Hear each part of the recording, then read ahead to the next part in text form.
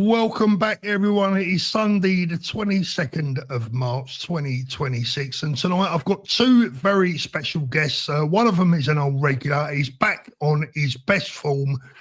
And, well, he hasn't been around much lately, but I got him on tonight. So apologies. Before I bring him on, I'm very sorry to say that Danny in Spain is back. Good evening, Danny. Evening, mate. Evening, everyone. How are you doing, brother? And yeah, I've also got a very, very special guest tonight. Someone. Hang on. I'm just very, not very, right? No, you're very. The next guest is very, very, actually. See you later. A man that I actually love to bits. I don't know him extremely super duper well, but I've met him on a number of occasions. A proper London boy gentleman. Very well known to a lot of you guys out there. It is the one and only Liam Galvin. Liam, good evening, mate. How are you doing, brother? I am absolutely overjoyed to be here with two legendary figures of broadcasting. You know, very. I mean, you are legends. I'm writing the check now, Liam. I'm writing it out now. Just tell me the amount at the end of the stream. Liam, Danny, welcome to the show. Now, what we're going to do tonight, gentlemen, is that we've had a rough old last couple of weeks. It's been absolutely mental crazy. So tonight I thought we'd have a little bit of relaxation. We'll have a little bit of topical chat. And I've been wanting to talk to Liam. I've been on your channel a couple of times now, Liam, but I've been wanting to get you on mine because I've got loads of questions for you. And I'm sure Danny has as well. Now, Liam, first of all, tell us, what part of London do you actually come from? Yeah, I'm a South London boy like you, Paul. Down in Tooting Beck, Tooting Broadway. Went to school down in Mitcham. Lived in Streatham. I've lived in London Bridge around that. So yeah, I loved South London. Yeah, it's at the core of me. I mean, it's not the most glamorous place, as you know. Not now, it's not. But it's probably better after I left. It's not like living where you chaps are living, you know, but no longer living down there now. But I love South London. You know, the tubes, Tooting Broadway, getting up, going on the Northern Line. Yeah, fantastic. Yeah, well, just to give you an idea, I mean, to see how close we were. I mean, I was a little bit further to one side than you. I was more over the Sutton Castle and Mitcham way. Right. So, the posher area. Yeah, the posher end of South London, if you like. But, you know, Tooting Broadway, Tooting, Balham, Clapham, etc. Streatham. My wife comes from Streatham. She was born in Camberwell, so we're very much from the same part of the best part of London. Danny is a bit more of an Essexy East London boy. Oh, he's the Essex. You know what I mean? Okay. Up me, mate. Up me. So, Paul, would I have seen you around at the time? Are we sort of roughly the same age? Could we have been on the same tube together? You're much younger than him, mate. You're much younger than him. There's no way you're the same age. I would say this, Liam. There's almost certainly that we have been in the same nightclub at the same time on the same night at one stage or another. Trying to pull the same bird, probably. I was just going to say, probably even competing for the same bird across the dance floor. I don't think I ever pulled anybody in South London at all in my entire life. Did you have to go over to the east for that when they're a little bit less finicky? Yeah, exactly. They saw through me straight away. Oh, that's funny. That's funny. Yeah, so I tell you, Liam. Oh, I'm just getting a bit of feedback there. I tell you, Liam. Look, one of the questions that I wanted to ask you, and if anyone isn't aware of what Liam does, I tell you what. Let's Liam tell us for yourself. Tell us about your channel, Liam. What you do, who you speak to, because you, in many respects. I mean, I've been following you for years, mate. I mean, I actually can't even remember how long I've been watching your videos. I never actually thought I'd get to, you know, become friendly with you. But tell us all about yourself and what you do. You know, this is so weird for me, Paul and Danny, because I always ask the questions. So to speak about myself is kind of a real weird kind of scenario. But basically, I used to be an actor. I was an actor for about 20 years. Did TV, did a lot of light entertainment shows, was like things like probably older people may remember things like Beatles About. Do you remember that when setting all the people up, and I was part of that team. Then I was a stand-up comic also at that time. not very funny, packed it up, and then I started making, I started going behind the camera and started making documentaries. So the first documentary I ever made was Mad Frankie Fraser. So I don't know if any of you guys remember Mad Frank. Very well. And so very tough, interesting guy. And I made about 10, 15 documentaries that you can still see. Some of them you can still see on Amazon Prime and things like that. And then that brought me on to get my YouTube channel, which has, I think, been going about 19 years. But I guess the reason I'm probably not as well known as you, Paul, or you, Danny, is because I've been behind the camera for so long. Yeah. And it's only really in kind of like the last couple of years I've started putting myself in front of the camera, because I think nowadays that's what you've got to do.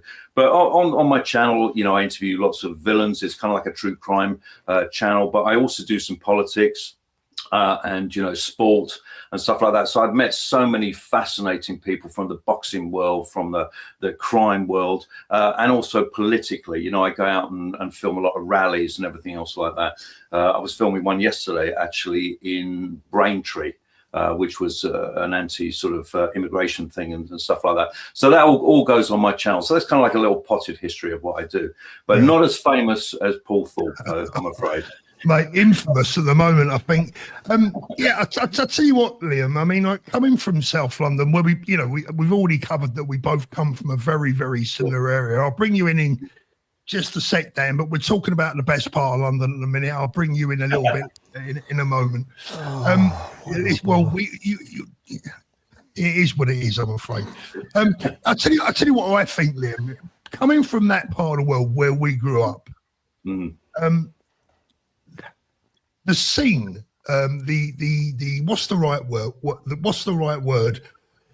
You know what I'm trying to say, right? The scene that went around South London in the 80s, the 90s, and even before then, really, you didn't necessarily have to be involved in it to know all about it. Yeah. And to know the main players and the main characters, because they would drink in the same pubs, they would frequent the same nightclubs, they'd always be at the boxing do's in Streatham and blah blah, All Cool, blah blah blah. What sort of fascinating? Because it is a fascinating world. Yeah. What sort of sparked your interest to the point where you wanted to make films and documentaries? It was a fluke actually, because my brother.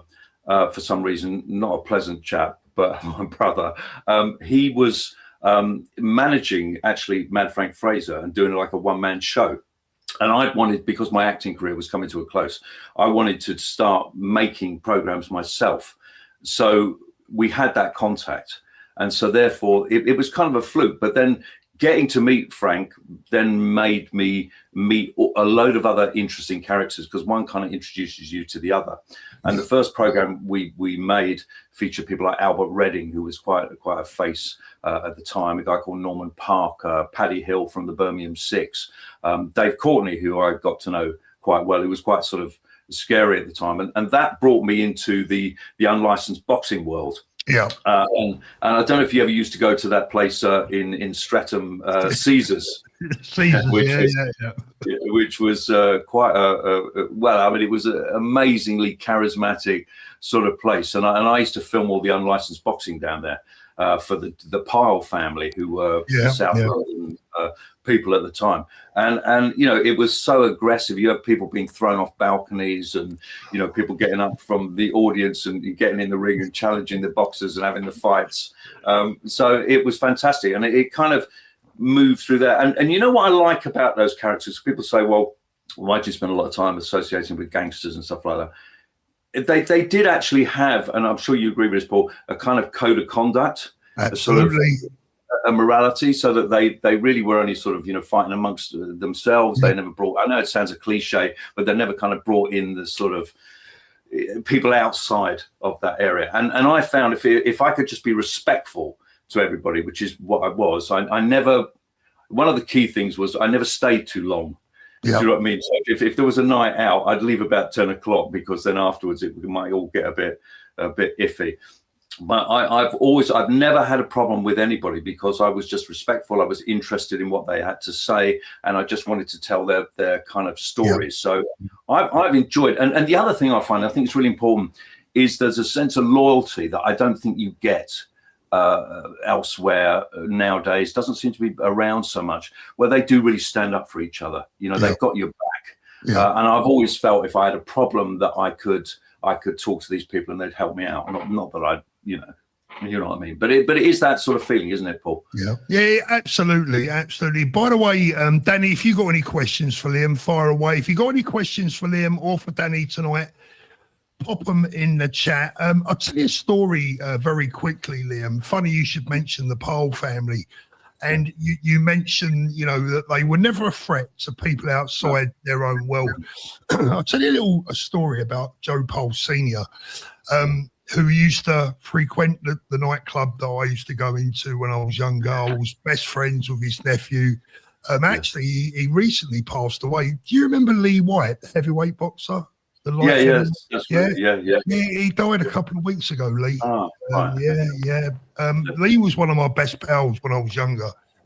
And my dad had a business many years ago. And one day, Joe Pole Sr. walked in, and my dad served him. And he became a regular customer in my dad's business. And he would come in every week.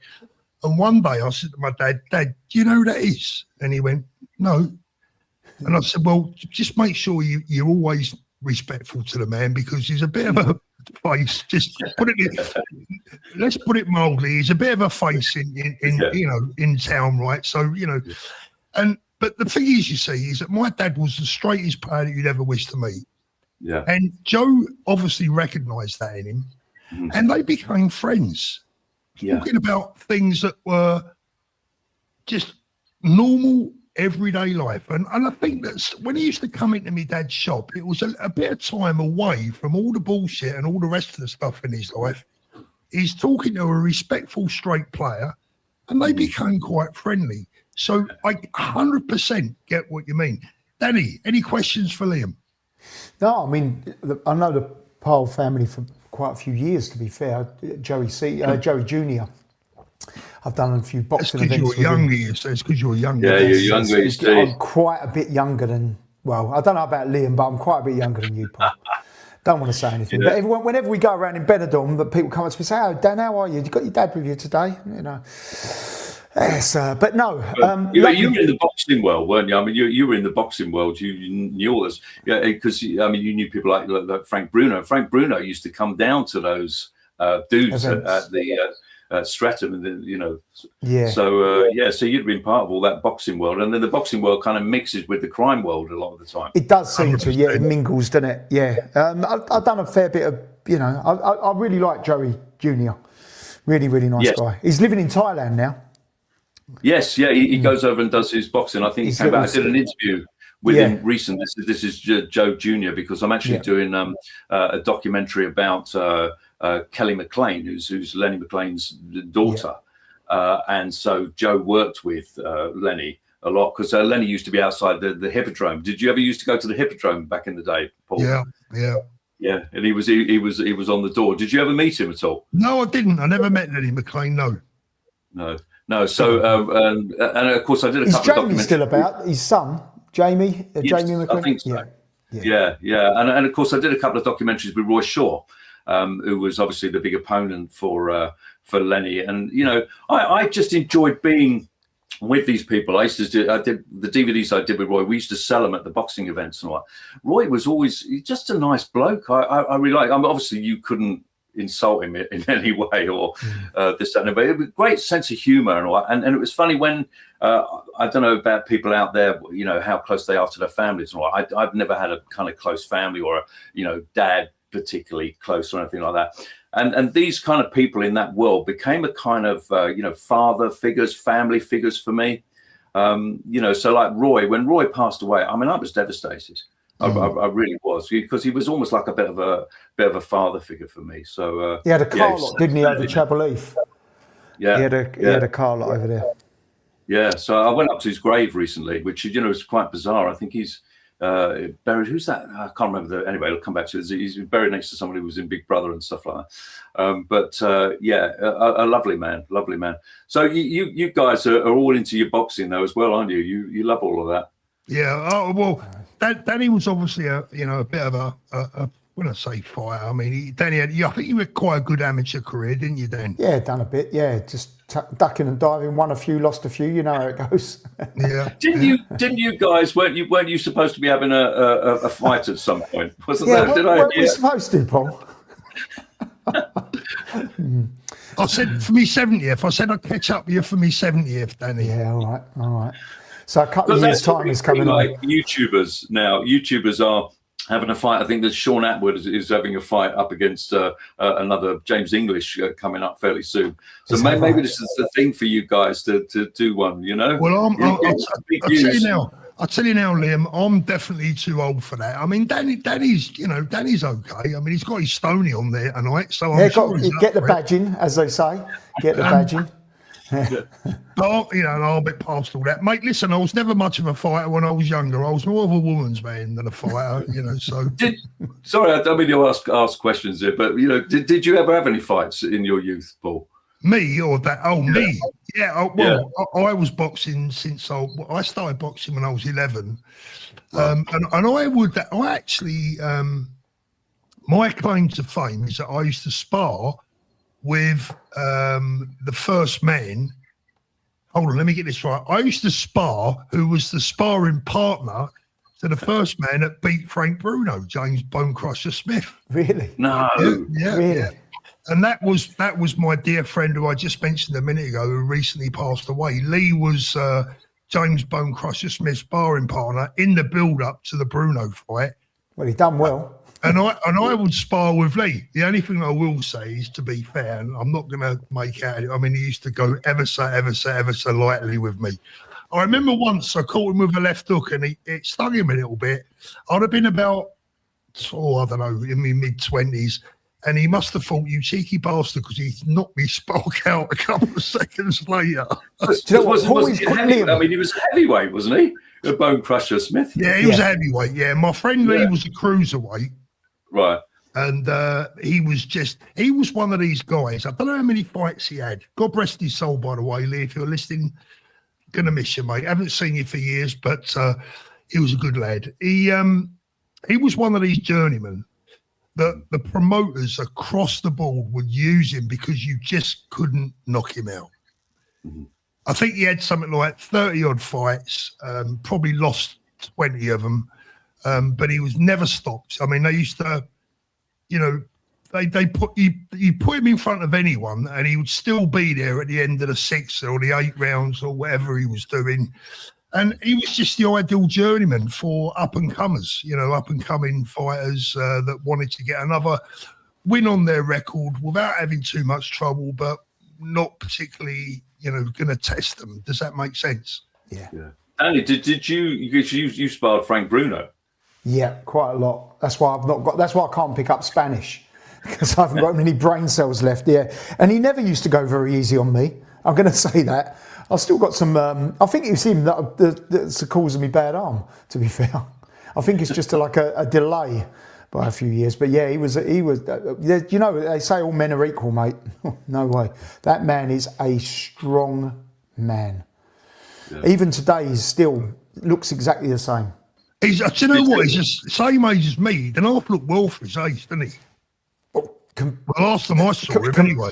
Comparing, yeah, he does. Yeah, he does. He does look really well, to be honest. He trains every day. I spoke to him Friday, I think, Thursday or Friday. He's doing good. Did you ever rock him with a shot? He did once say to me, he was sparring next to his swimming pool when he used to live over Brentwood way, and he said to me, "Go on, knock me in," and I did, and I actually had to stop him from falling in. I did actually have to stop him from falling in. So yeah, but he was standing on the edge, Danny. Yeah, no, I know. That's true. I sort of pushed him in the area and that. But no, he's, mate, yeah.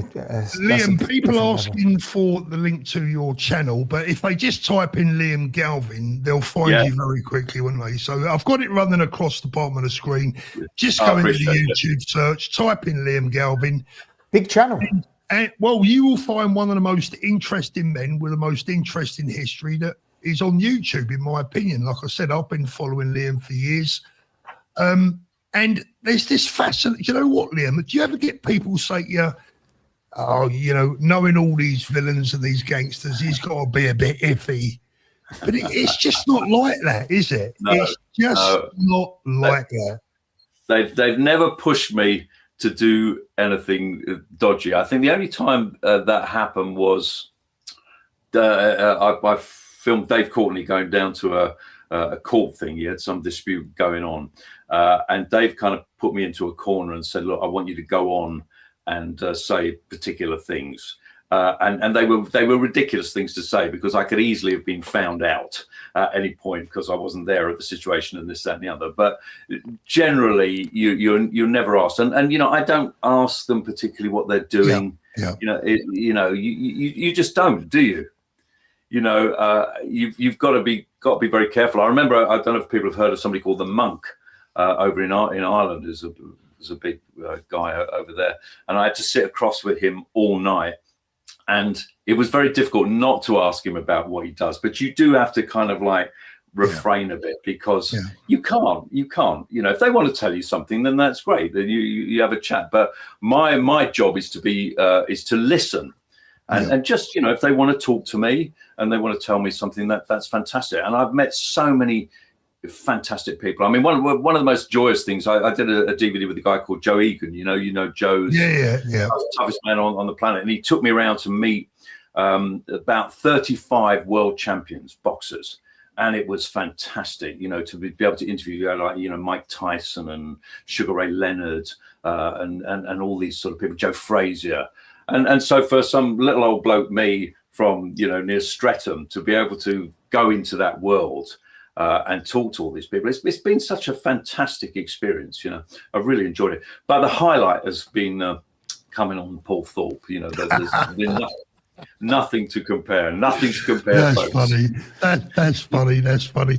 I mean, look, guys. You know, we've got 1,500 people watching. Thank you so much for watching this evening. Something a little bit different. We will get on to a little bit of, you know, topical stuff a little bit later on in the show. But it's a Sunday evening. Wanted to bring you guys something different tonight. Danny's little comeback after, you know, almost a knockout punch, but he's back. He's done a Tyson Fury. He's risen from the dead, and he's back on his feet. He's got his fists up again, and he's ready to go. I'm all right, and we got the one and only Liam Galvin. So Liam, I think, you know, what you just said there a minute ago, you know, it was the same for me when I was younger, growing up around these people as a young man.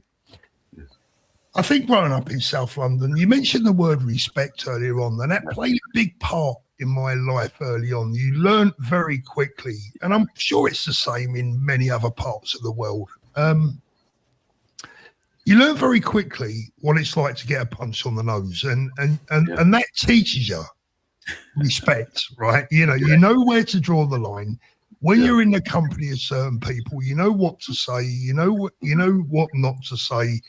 And if you use your noddle, you earn a little bit of respect. And I think you and I have probably got a lot in common where that's concerned. You know, we've been around these people without being in their circle necessarily, and have found the way to earn their respect by not trying to pretend to be something they're not. You're totally right. You can't pretend. You know, I'm not a tough guy. Never have been. Never will be. It always amuses me when I watch boxers, and you know, when I was filming boxing on Saturday night, and these guys are so tough. You know, they really are. I'm on the ring corner, and they're literally fighting sort of 6 inches away from me. You see the power when they're punching somebody. It's unbelievable. The normal kind of punter like myself. Well, it's quite funny when the boxers come in the ring and they recognise me, or they know me a little bit, or they give me a little tap on the chest to say, you know, how are you? And you're like impacted.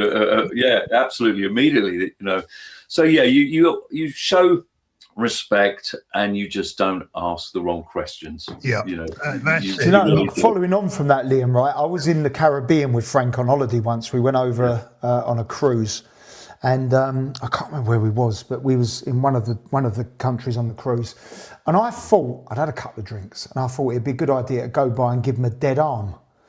I was with a group, there was 4 of us, and I went by and I just went dead arm, and he went, he goes, all right. Nothing else said. That was it. 2 days later, he decided to get his own back on a night out. And when I say the whole of my arm come up in a yellowy sort of, he got his own back. He goes, there you go, we're even now. I'm like, oh no, real. And I mean, it wasn't really the best idea, was it? I think it was just after the second Tyson fight. So he was still pretty, fired up from that. But yeah, that was pain. I've not really experienced that type of punch before. Well, you will, Danny, when we eventually get in the ring, I'll remind you. Looking forward to that. When we eventually get it. But do you know what, Danny? We should do pay-per-view. We'll probably earn about £4.50. Yeah. No, you guys would earn an absolute fortune doing something like that. Yeah, amazing little move around and stuff. We want the charity. Just do it. Did you ever, you guys meet Mike Tyson, any of you too? Many times, yeah. Yeah. What did you think?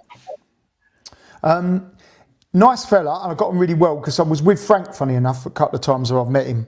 And then I met him in Vegas, and I've met him about 12 times now. I wouldn't say I know him, but I've got his email address. Well, his old email address, I haven't emailed him for years. But yeah, very, very nice guy, but there's something about him. I don't know whether I can put my finger on it. The eyes are very dark. They don't give a lot away, A bit like a pit bull terrier, I think, if that makes sense. If you're going to compare him to a canine, a bit like a pit bull terrier. I can tell you what's wrong with him, mate. He's got a screw loose, but he said that, Mike, not me. He said that. I wouldn't tell him in front of his face. The answer to that question is, I did meet him, Liam. I spent 4 years in professional boxing back in the 80s. Yeah. I think you're aware of that, aren't you? Yes, yeah. There's not many I didn't meet, to be fair, including Muhammad Ali, and I met him basically. Do you know where I met Ali? Where? Can you have a guess where I met him? Well, I met him at Harrods, so I don't know. Would that have been around that time when he came over? I met him in a cafe in Beverly, at the Beverly Roundabout. Do you know the Beverly Roundabout? Yeah, I do.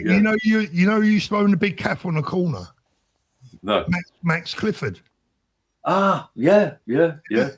And he took him in there for a full English. Now, would you ever believe that you meet Muhammad Ali in a cafe in a greasy spoon at the Beverly Roundabout at Malden, by Lower Malden Lane? Would you believe that? Would you believe that? And was he sort of mentally, or where was he at that time? He was when I met him. Well, look, when I say I met him, I shook hands with him. Is that meeting someone? Well, yes and no, right? So I met him, but not. I didn't sit there and have a chat with him, as it were. I'd love to say that I did, but I didn't.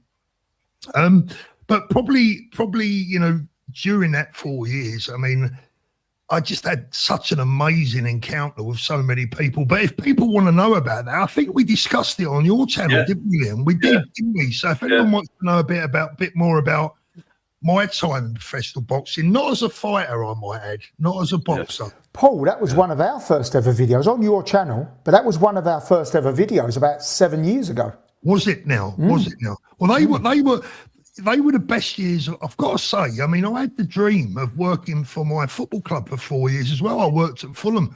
But I've got to tell you, Liam and Danny, I've got to tell you both, the best years of my life, the 4 best, most fun, unbelievable, surreal 4 years of my life were in the mid-1980s, when boxing for me was in its golden era and I was right bang in the thick of it. It was an unbelievable time, and it was just insane. I mean, it was just insane. And you say it's entwined within the world of show business, and it's entwined with the world of the underworld, etc. And that means you get to meet all those people. Because show business wants to be involved with boxing. Boxing is involved with the underworld. The underworld love to be associated with show business, and show business loves to be associated with the underworld. Very linked. All intertwined. And who's your favourite?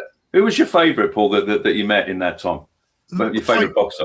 My favourite fighter? Well, I really like Nigel Benn because I got to know Nigel really well, really well. Good value for money, weren't he? Always good value for money. I liked Nigel as a person. I liked him as a fighter. I loved his spirit. The fight that he had at, I think it was the Albert Hall with Anthony Logan, always stands out in my memory. The fight that he had with, what's his name? The American that he nearly killed. Gerald McClellan. Personality-wise, I'd say Nigel was a lovely, lovely lad. Do you know what? They were all good people. Unlike the footballers that I worked with, I had a lot more respect for the fighters, a hell of a lot more respect for the fighters than I did. Can I say something, Paul? Here is that you're talking about Nigel Benn there. Over the years, having met a lot of the sort of villains, boxers, and this, that, and the other, a lot of people have said to me, would I do a book of, their books, their autobiographies? And I always said no, because it wasn't kind of like my thing. Yeah, but this year, I said yes for the first time for somebody about doing a book. And it is with a guy called Peter de Freitas. Oh, I remember as well. Yeah. Who is Nigel Benn's, for people who don't know, Nigel Benn's manager. And he was a manager for about 16, 18 fights. And I've got to say, we're about halfway through the book now, probably be out in 2 or 3 months' time. But Peter de Freitas is one of the most fascinating guys. Absolutely. That you could get to meet, because he had a bit of a past where, he was involved in lots of different things and then became the manager. And to hear all his stories about the sort of what went on in all these amazing fights, like the Gerald McClellan fight and all that. It's absolutely riveting stuff. So I've been really privileged to be able to do that. So hopefully people will, look out for this book. It's going to be out later in the year. It's not just a plug, because I've actually really enjoyed the experience, because when you're with people that were right there at iconic moments, it's absolutely fascinating, and you get to see the other side of it, which I'm always blessed to do. So, it's been it's a wonderful life. Peter's a lovely fella. I know Peter reasonably well. Yeah, reasonably well. Yeah. Lovely fella. Yeah, fantastic. I'm just going to ask a question, actually. I'm going to ask the question on my WhatsApp message. I'm going to try and get a picture from 1986, 87. I'm going to see if more... Say that away from your mic, mate. Your phone. Absolutely, yeah. No, I was just going to send him a WhatsApp, actually. I remember Peter de Freitas. He was, when I knew him, he was in charge of the door at a restaurant called Phoenix Apollo in East London. That's right. Yeah. Do you remember it? Yeah, absolutely. He did the door on a lot of them. He did Faces, I think, was one of the clubs. He said one of the toughest doors, without a doubt, was a place called Moro's, which was Bobby Moore. The name came from Bobby Moore. He said that was, fights every night on that door, But the doormen were different in those days. They were sort of tooled up and ready to go. It's not like nowadays, where it's much more regulated, but a lot of people made their reputations on the door. So he's a fascinating man, Peter. He's actually getting over cancer now, and he had a 5-year fight against that. And I was with him on Saturday, because I do the boxing down at the Circus Tavern. Have you ever been down there, the Circus Tavern, the boxing? He's involved with that as well, isn't he? He's involved with that. Yeah, he does all the cuts. Yeah, up there. Yeah. So it's a great night out. It's like 15 to 20 unlicensed fights, and all the boxers are really getting involved. The crowd really get involved. I mean, it's real blood and guts. So I love all of that. For someone who hasn't really had much of a punch up, I really enjoy watching all of that stuff. It was Peter de Freitas that invited me to Benny Hill's 60th birthday party at the Phoenix Apollo. I don't even listen. Do you know what? I don't even know if he'll remember me. I mean, honestly, but we knew each other back in the day in the mid-80s. There was Terry Marsh. There was was it Glenn? What was his name? Glenn from London's Burning. Glenn Murphy. Glenn Murphy from London's Burning. So that is actually how I snuck in the Benny Hill's 60th birthday party. Which was held at the Phoenix Apollo. So you're a bit of a nightclub man, Paul, really. Were you kind of like a ladies' man? Were you out and about doing all of that? I'll tell you what it was, mate, is that I used to go to York Hall, Bethnal Green. I mean, every show I was at York Hall, Bethnal Green. Yeah. And did you ever remember John Robinson, the world's biggest man? He was like, or Britain's biggest man. He was he played the biggest scarecrow in the world on Wurzel Gummidge. Did you ever come across him, Liam? Missed out on that one, I'm afraid. So anyway, we used to go to York Hall, Bethnal Green, and John said to me, I think all the lads go to this pub go to this bar in the over at Stratford. And I just ended up finding my way over there one night, and that was it. It was every time we went to York Hall, it was from there over to the Phoenix Apollo, and that, you know, that's where you meet a lot more people. And it was just, I'm sure you know what I mean. It was a very interesting time. But that was my business, you know. I was in the world of boxing promotions, and you know, I was one of the few people. I probably was more successful at that than I am doing what I do now, because all I get now is grief. But I was one of the very few people that managed to be able to talk to Mickey Duff, to Jarvis Astaire, to Frank Warren, to did you ever meet Don King? Did you ever do anything with Don King? Yeah. I've only met him once. I did meet him. I did meet Don King, and I've got a photo of me with him somewhere. But this is before mobile phones, mate. So you actually big fella, weren't he, Paul? Big fella. Really, you can see where he become an intimidating person to deal with the boxers. Very, very big, very, very loud. Absolutely. If anyone's got any, hello, my mouse is playing up here. I don't know what's going on. Let's have a quick look. We've got a few supers there. We've got a new member, Steph Case, thank you. Nigel as well. Rachel, evening all, hit the up button. Thank you, Rachel. Tish, unfortunately, respect seems to be very limited now. It does indeed. Yeah. Thank you very much, June. Appreciate that. And give boy Paul Thorpe autobiography, please. I should. Yeah, really should. Funny. I was thinking of that. I was thought somebody, and I don't know if it's me or whoever, you need to have your autobiography done. Well, I totally agree with that. The person who said that. Have you disappeared? You've gone. I just turned my camera. Yeah, I mean, look, you know, great stories. You know, look, I tell you now. I said to my wife the other night, you know, if I was to drop dead tomorrow, I've had an amazing life that most people, in all honesty, could really only. But do you know what, boys? It's always been. I've got to say, it's always been through determination and a willingness to get out there, meet people, speak to them, interact with people, build a rapport. Connections, Paul. Connections, but also, Danny, I think more importantly, more than anything, is show them some loyalty. Yeah. Show them loyalty. That's sadly lacking nowadays, I'm afraid. Yeah. Show them loyalty, show them respect, and, you know, and you end up doing all right, I think. That is... what are you going to call your autobiography, Paul? I don't know. At the moment, I think I'll probably call it Grifter. I shouldn't ask because I'm asking too many questions. It's not my role, really. You know what I would call it? I think I would call it the extraordinary life of a very ordinary man. And you thought about this, didn't you, at length? Well, no, what that means is, right, is that it means that you don't have to be anything special to succeed if you put your mind to it. You know, don't blame other people about your failings. Get out there and do your best. And if you do that, you can do all right. You know, it doesn't always work, but you have to go back and try again, don't you?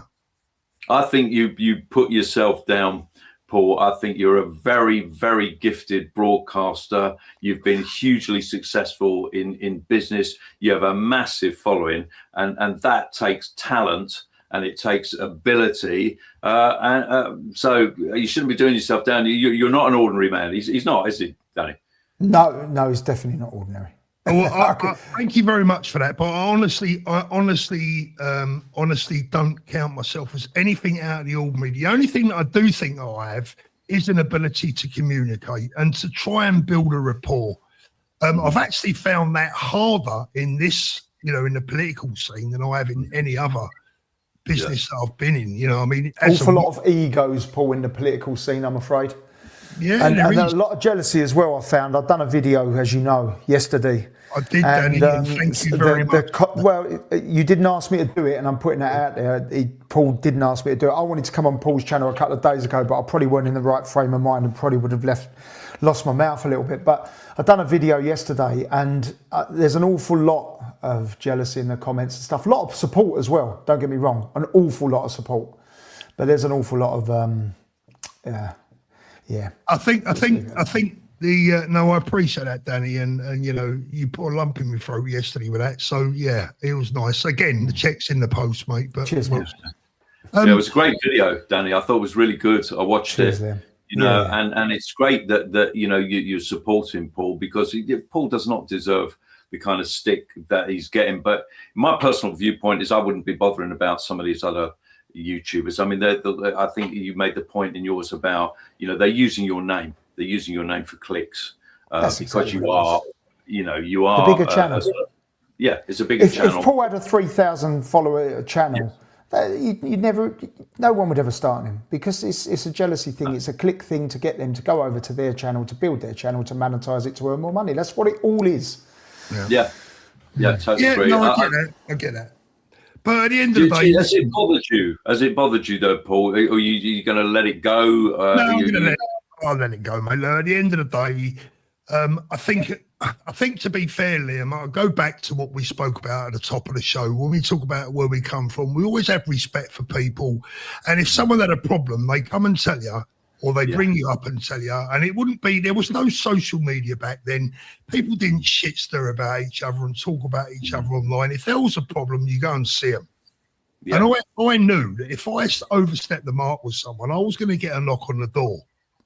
And I think we were just brought up in a different era, in a different time, where things were done differently, and there was a little bit more respect for well, I mean, they settle it in the playground. I mean, even going back to being kids, if you had an argument, people would match up in the playground. I just, nowadays it's just so easy to go online and slag somebody off. I think it's pathetic. I really do. Yeah. And also the fact that, I've always believed that, if you disrespect someone in a bad way and they want the right to reply, they should give it to you, But look, I am, it's an overused phrase, but I am an old school kind of fella, and I'm too old to change. That's the way that I've always been. And I think, you both recognise that coming from where you guys come from. Yeah. Absolutely. That's what that's my sort of take on it. Hartford, thank you very much, mate. Love you, Paul. Regards, Linford. Evening, Danny and Liam. I've always had your back, Paul, and I always will, mate. You're like a dad to me. Thank you so much. I really appreciate that, mate. Can I ask, Paul, do you think that you are like a kind of dad figure to people out there? Because a lot of people are suffering as we all know, suffering so badly out there. There's in Britain at the moment, we are kind of beaten down, and you are a focal point for people to sort of, to bring people together, which I think is fantastic, because there's so much despair out there. Well, I think, look, that is something that I've definitely tried to do, bringing people together. I mean, at the moment, probably going through the most difficult period of me YouTube career, trying to do that, but I mean, it will pass. I mean, look, there's a lot of people that in the last couple of weeks have said, "Oh, I'm done with you, Paul." But the other part of what you just said there, Liam, you said, "Am I a dad to some people?" Well, I don't know, but I will say this: Granddad. Yeah, I mean, I speak to my audience, and I address my audience, and I'm truthful to my audience in the same way in which I'll be truthful to my kids. And in the respect that they might not like what I'm telling them, but I tell them out of love that I have in my heart for them. I tell them out of the goodness of my heart. If I'm wrong, I'll always admit it. It's like, I've had some battles with my kids over the years, Liam. In fact, one of the battles I've had with one of my kids is so bad I've not even spoken to them for 5 years and haven't really spoken to them properly for almost 10 years. And it's broken my bloody heart, right? I mean, really broken my heart. It's one of my kids, my own flesh and blood. And I've had my battles with my kids over the years, but it has always been because I want what's best for them. Like any parent, you want what's best for your kids. And I want what's best for my audience. And sometimes I have to tell them things that they may not agree with and even turn against me for. But I'll take that because I still believe I'm trying to do my best for them. It's sorry to ask a personal question, but is it resolvable within your family and stuff, your dispute? Long story, isn't it, mate? It's a long story, Liam. I mean, look, at the end of the day, you know, people out there know that I had problems with my son when he was younger. I mean, we're going back 10 years. You know, but the problems that he was involved with were naturally too close to home for me, being his dad. And quite frankly, you know, it made me it made me ashamed. And you know, we didn't see eye to eye over it, but the bottom line is I still love him. He's my son. And if he needed me, I'll be there for him in a heartbeat. But we just cannot get on because we live different lives, so we have different morals and different beliefs. And there's nothing I can do about that. He's 43 years old now, and he's 6'4".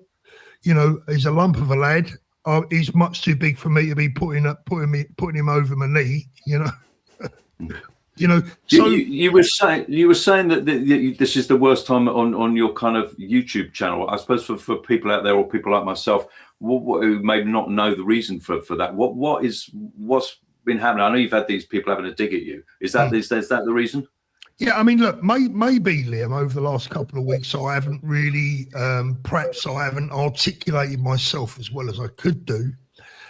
But I'll tell you why, and then we'll leave it at that one, because I don't want to drag you two into this. But the bottom line is this for me, is that I've got into politics to unite people and to win back our country and to rid our country of the horrible communists, the hard left, the Islamists that want to destroy everything that we hold dear in this country. And I joined the Unite the Kingdom movement, which you're fully well aware of, because I believe in all of what they do. And part of what they do is opening their doors to everyone that's got red, white and blue in their heart. If you love this country, if you're a patriot, if you believe in law and order and a British way of life, a Christian way of life, etc., you are welcome.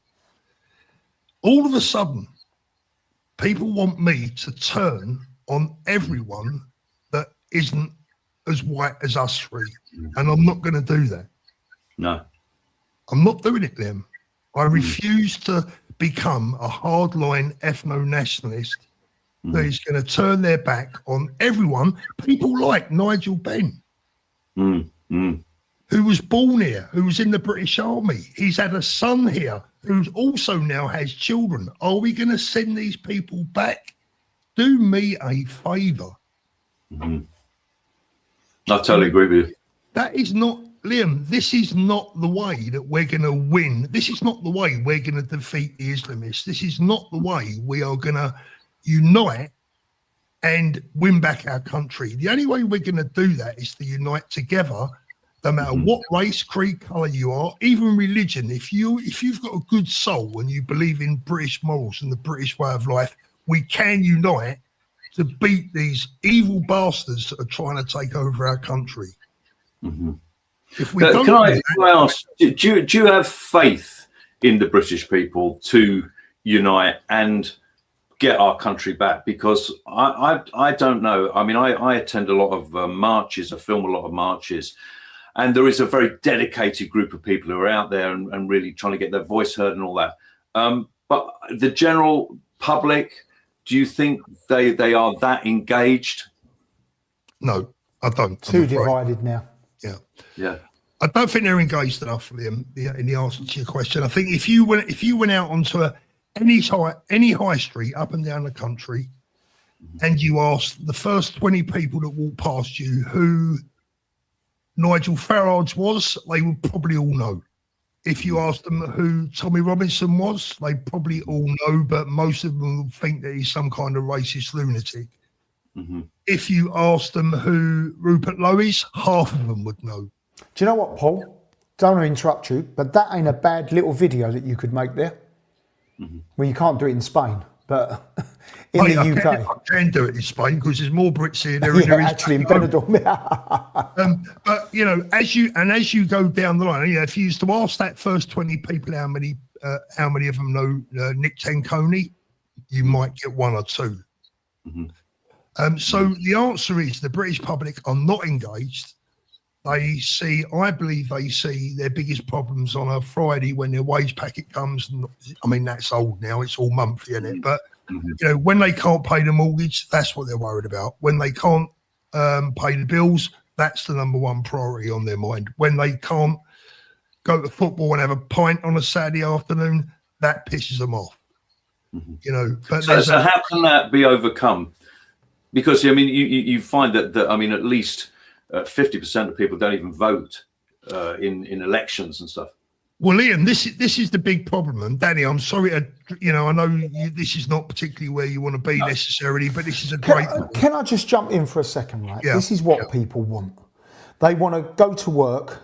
They want to go home. They want to cook their dinner. They want to curry on a beer on a Friday night. They want to watch EastEnders and Coronation Street. They want to go to bed. They want to get up in the morning and then do it again. And that's what they seem to want to do because it's their safety net. If you try and step outside of that, it doesn't seem to work. And all that the government want you to do is do that and then just keep voting. That's all they want you to do. Vote for them and just do that. Pay your taxes, do this, generate into the system, and that's it. And that seems to be what a majority of the people want to do. When it actually comes to making a stand, going out there, ticking the box at the right time, no one seems to bother. They just want to get on with their little lives and A to Z. That's all they want to do in their life. A to Z. Do you think it's fair?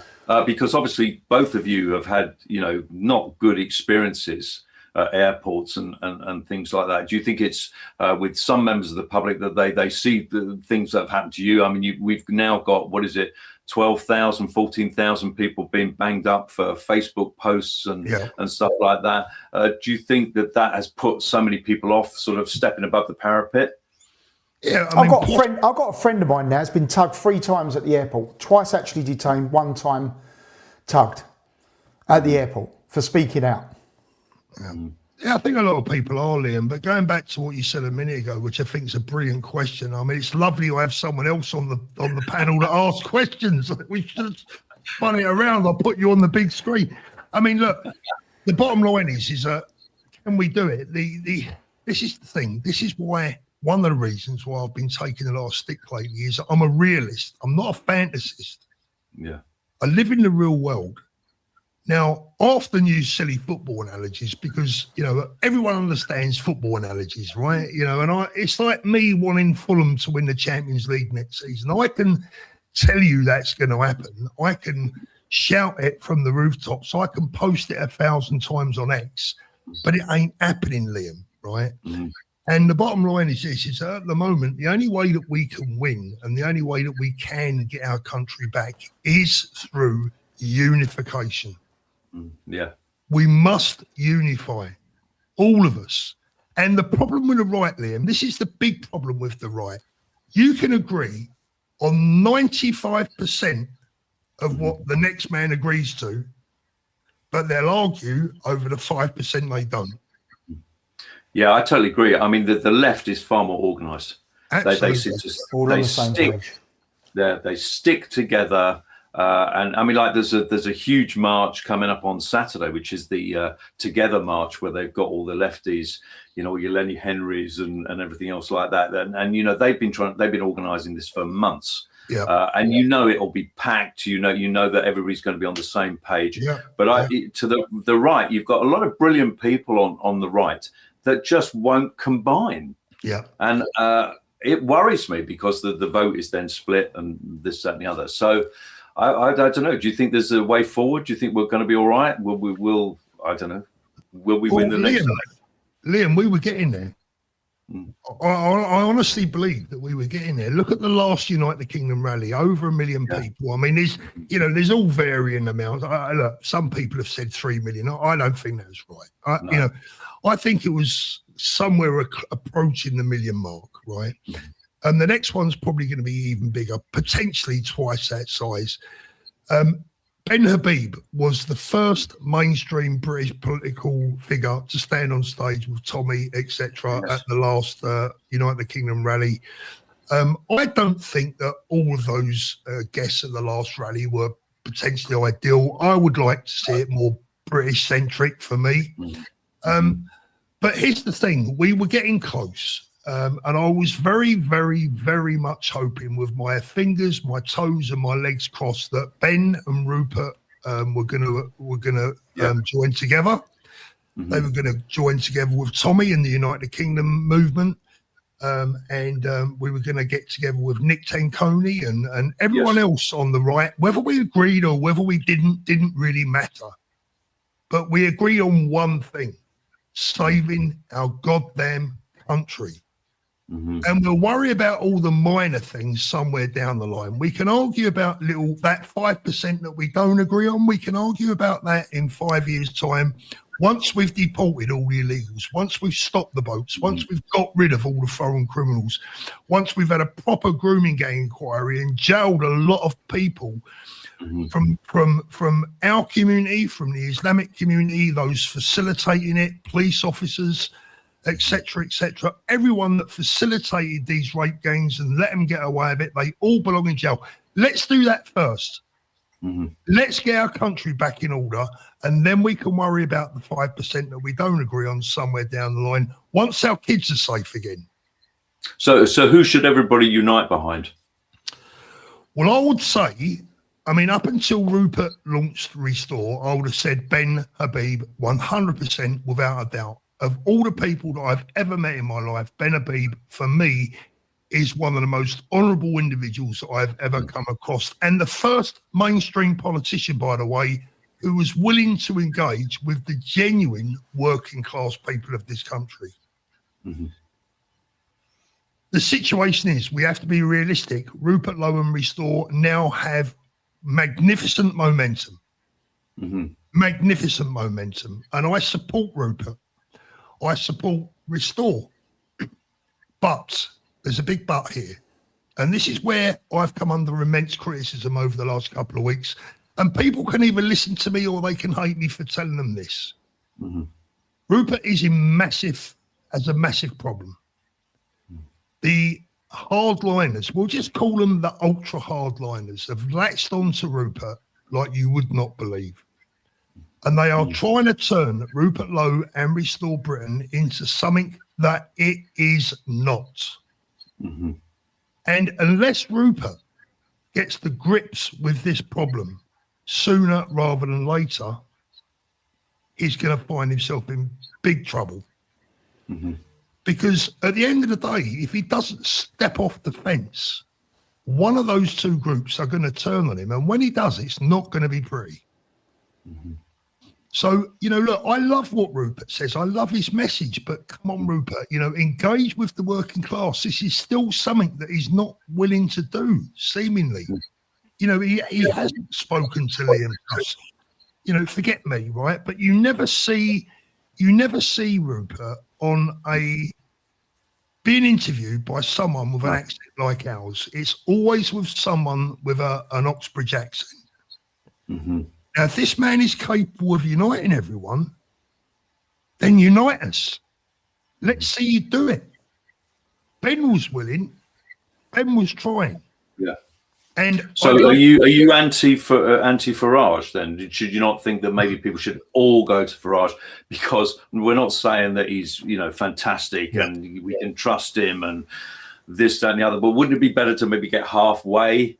There, as opposed to all the votes being fragmented? I don't know what people think. Yeah. Well, look, Liam, I mean, even when I was a member of the Advanced College, I was bold enough to admit that it depends when the election comes, doesn't it, Liam? If the election, look, we've got these May elections. Starmer's going to be gone, I think, after these May elections, and then we're going to get excuse me, then we're going to get the ginger growler, or we're going to get, God knows who we're going to get right after Starmer. I mean, they're only keeping him now, I think, so they can use him as the fall guy after the May elections.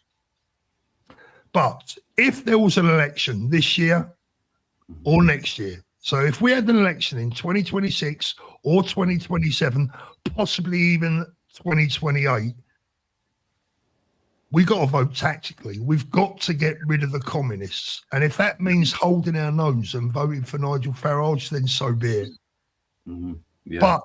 But here's the but, and this is the really important part that I wish everyone would understand. If we had united, and I use that word for the millionth time, if we had had a leader that was capable of uniting all of us, we could have won an election next year. If it happened, we could win it. Yeah. But all this division works in Nigel Farage's favour. Yeah, I think it's very sad about people like Ben Habib. I've filmed Ben Habib. He's actually, when he was in Wellingborough at a by-election, and also I think at the election. And Wellingborough is kind of like, with all great respect for people there, it's a kind of rundown, very rundown town that you would think something like Reform would win, or Ben would win. And he lost both of those by-elections. And his message was great, and he's a very intelligent man, and it was really interesting following him around, voting and this, that, and the other. But he just didn't win. And that's what worries me about him. If you can't win somewhere like that. No, I get that. Yeah, listen, mate, I get that. I mean, maybe, it might be that Ben doesn't have the charisma, perhaps, that it takes to win. And if that's right, I'll accept it. And I know Ben would accept it. And, look, if Rupert is the man, Rupert's the man. Let's all get behind Rupert. But he has to disavow the hardliners that are going to ruin his party and ruin his reputation. And the sooner he does it, the better for everyone. So how are we going to get people out there sort of voting? That's what I want to know. Because I mean, after people, I know a lot of people say it's a wasted vote. That they don't trust the electoral system anymore. But when you think there's a government as hated as this, you would think people want to be racing down to the ballot box. But in the May elections, some of these you might get 20-30% voting. There's such a disconnect now. Yeah, I think I'm sure Danny would agree. I mean, you're right. Disconnect is the right word. The vast majority, not the vast majority, but a large minority of the British people are so disengaged with politics, and they're in such. I was talking to a young man back home today. He's leaving the UK on Friday to go to Abu Dhabi, would you believe? Right? The country's being bombed, right? And he's leaving the UK to go to Abu Dhabi. I said, "Oh, are you still going?" He said, "Mate," he said, "I've got to go." He said, "I've been turned down for a mortgage 3 times now. I can't find anywhere to live. There's no, the UK's finished. It's fucked. I can't find a home. I can't get the right work. I've got to go to Abu Dhabi because there I can carry on with he can carry on with his career." And Danny, 3 times he's tried to get a mortgage, and they turned down again and again and again. Housing crisis, mate. Housing crisis. So what would you, as a Labour Party or as a government, this isn't just the Labour Party, by the way, this is the previous Conservative Party. They have caused this massive shortage in properties. There is 2 million less landlords out there now, and everyone wants to be out. And what did they do at the last budget? They've upped the tax on landlords, and they're now doing quarterly quarterly returns instead of yearly. Now that's not only going to cost them more money, it's more aggravation and everything else. They've not made any income. They've put the income tax up by 2%. And what do you think that's going to do? They've already stopped any mortgage interest, basically 20%, but they've stopped the mortgage interest being allowed against your taxes. So you're now paying taxes as a landlord on money that you're not even earning. Right, there's an assault on the private landlord, so they're all getting out, which is doing what? Causing a worse crisis. We've got more people coming into the UK than ever before. Everyone's got to live somewhere, and they're kicking the private landlord out by penalising them all the time. What are they going to do? So now we've got this housing crisis. So every time now a rental property goes onto the market, instead of it being 5 people want to look at it, one person offers and has it, you've got 300 people want it before they even look at it because there's nothing around. A couple of comments I've got to get through here. Lisa, I'm not sure if Lisa's addressing me. She may or may not be. She says I'm chatting rubbish. Lisa, I'd be interested to hear your solution. Now, this is a good one. This is a good one. Souther says, he said the right must come together, but the right has some fundamental differences. Would Paul team with ethno-nationalists? No. That's not entirely true, Souther. I would look past some of the differences to win back our country, despite my uncomfortable feeling about the hard side of ethno. Look, you know, again, we're getting caught up here in ethno-nationalism crap, right? I could be described as an ethno-nationalist myself because I believe that Britain has the right and should remain the vast majority white, just like Japan should remain Japanese, just like Pakistan should remain Pakistan, right? But the bottom line is, where I draw the line is that I don't believe that we should be deporting anyone and bloody nearly everyone just because they've got a tan. That I don't go along with, and I never can. It's too late. Well, what have the majority of your viewers felt about that? Have they sided with you or are they against you? What's the kind of percentage going on? Look, Liam, I will be totally honest with all of my audience because I don't care about losing these people who feel that I'm somehow suddenly some kind of traitor just because I don't want to start a civil war, right? I've lost around 2,500 subs in the last 3 weeks since this started, right? Yeah. Now, obviously, that's not ideal. No. It's not something that I'm happy about. But at the same time, if I have to lose subscribers in the process, so be it. I'm not going to sit here and tell everyone what they want to hear, just to stay Mr. Popular. I believe what I'm saying to people. I believe my message is true. I believe it to be correct. I believe it to be honourable. If we want to win, we win together. Otherwise, we lose. It's as simple as that. Mm-hmm. And so I want to ask, when are you going to stand as an MP? Well, mate, listen, I haven't got a home now because I've left Advance. I don't think that Rupert would have me. I don't think that I'm up to his standards. I don't think I have the right accent, and that disappoints me because I thought that's exactly what we want.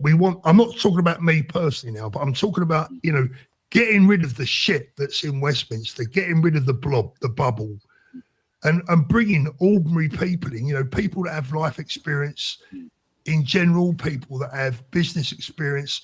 I'm not sure that's going to be Rupert's cup of tea. It may be. I don't know. I just think that what I feel is that the left do very well because what they do is the left are more kind of, I don't know, sort of determined. That they end up in the top positions. They end up in the top positions in TV. They end up in the top positions in teaching, politics. They really push themselves into those areas, and so therefore they end up with a load of control. Whereas the right are too busy doing their jobs, out working, doing plumbing, taxi drivers, and this, that, and the other. So they have that control. So you need good people on the right to start standing up and standing, like yourself as an MP. Or you, Danny. Yeah, I don't think I've got the time. Yeah, I ain't got the time to mow my grass, let alone be an MP, mate. That'd be good because if they don't agree, you can just cross the floor and give them a left hook. Yeah, exactly. There's a few. Danny'd be a great MP. I think he'd be fantastic. There's a few people. There's a few people I'd like to see on the receiving end of one of Danny's left hooks. I can tell you on the benches there.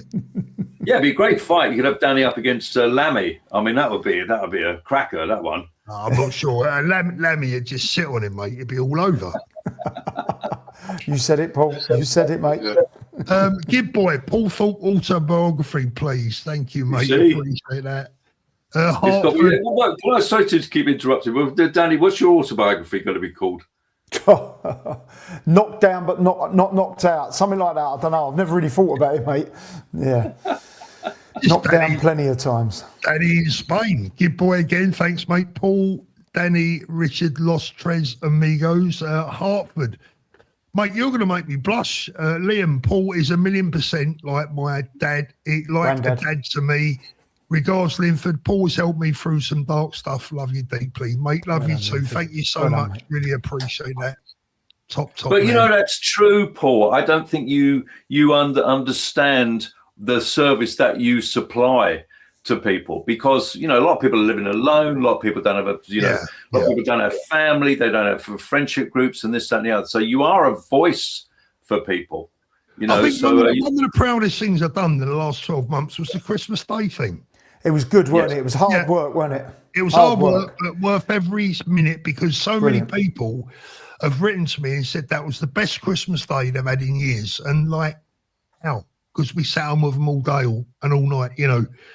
It was beautiful. How did you do that? Were you literally on all day and night? Did you do that? No, what happened was we started at, when did we start? 9 o'clock on Christmas Eve. Yeah, and went through to 9 o'clock Christmas night. Went through to 9 o'clock Christmas night. But I mean, I did go to bed for a few hours, but we left the chat running. So people could talk to each other. Yeah, instead of being on their own over the Christmas, they were there, they were chatting. Mate, I've got to tell you, Liam, there are some wonderful friendships being struck among the community. And some people who, let's just say otherwise, wouldn't be in such a great place are now in a better place. And that's what makes me proud. You'd be a good Father Christmas. You know that? You'd be a very good Father Christmas. Have you ever done that? No, mate. I've not quite got the belly yet. The amount of spotted dick, he's definitely going to have the belly for it by next Christmas, I'll tell you. Spotted dick and custard. Jeez. Good boy. Great video, Danny. More, thanks, please. Mate. I'll do another one. Good boy again. Where are we? Let's have a little look. You're an amazing family, Danny. Don't stop smiling. Cheers, pal.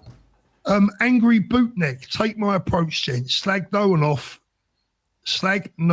of them off. I'm rooting for Rupert, but I'll vote for Reform Advance or anyone else who tops the polls a week before the general election.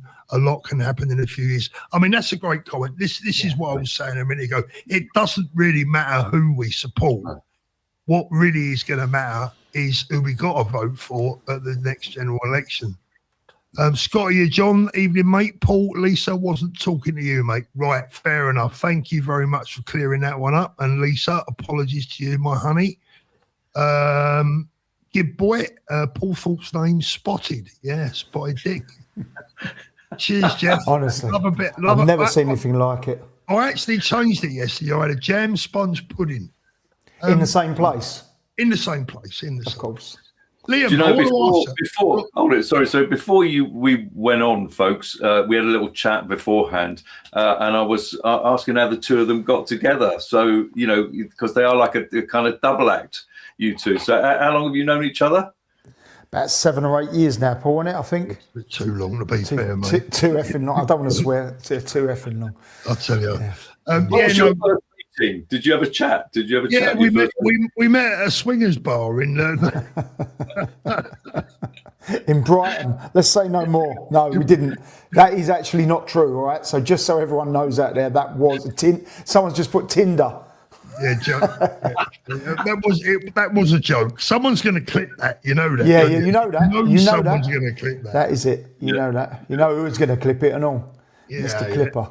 No, we met through the watch business, and Danny, you know, we come again similar backgrounds, Liam. You know, you hit it off with people with similar backgrounds, similar morals, similar outlooks in life, and we've not really looked back, Danny, have we? Really? No, it's true. Never had a crossword. You know, I do as I'm told. Otherwise, he gives me a left hook, and that's it. You know, it's simple, really. It's a bit like me. It's a bit like me marriage, Liam. You do as you're told.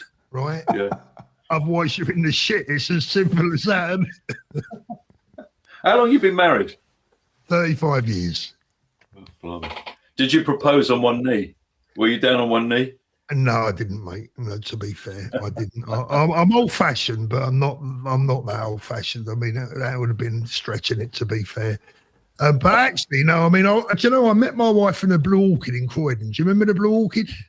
I remember the Blue Oyster Bar off of Police Academy, but no, not the Blue Orchid. Where was that? Where was we in Croydon? You had Sinatra's, you had the Blue Orchid, and if you went out to Purley, if you wanted a bit more, you had Cinderella's, and then you had Caesars, and what was the other one in Streatham? Oh, blimey, there was another one, wasn't there? Anyway, I mean, all the old nightclub haunts. Yeah. Did you have a chat up line that you used? One day I'm going to know Liam Galvin. That hadn't got you nowhere.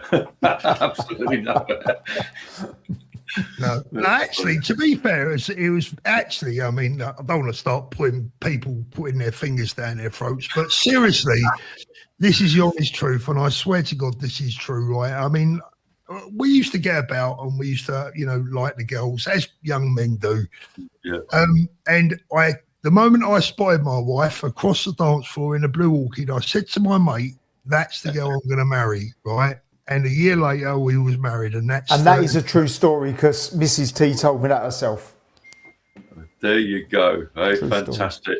You won't have me back on. I'm asking all these personal questions. Mate, now you're doing well, mate. It's giving Paul a night off. Well, look, we must be doing something right. We've got 1,600 people watching. I don't know how many of you have given us a thumbs up, by the way.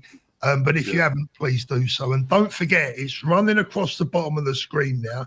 So make sure you subscribe to the man on the top there, Liam Galvin, and make sure you subscribe to the man at the bottom there, Danny in Spain. Two good lads. Great channel, Danny in Spain. We love Danny in Spain. If you get over to Liam, I'm telling you now, you'll be binge watching for the next 6 months. So I'll tell you, he's a brilliant channel. I've been on it a few times now. Liam's very kindly had me on his show a couple of times. You changed after that, Danny. To be fair, I didn't want to know you anymore, Paul, after that. Do you know what I mean? After appearing on Liam's channel. I can't help it, mate. The fame got to my head. Sorry. Yeah, Danny was fantastic. He knew everything there was to know about boxing. Brilliant predictions. Absolutely fantastic. But probably got it wrong, though, Liam. I probably got it wrong.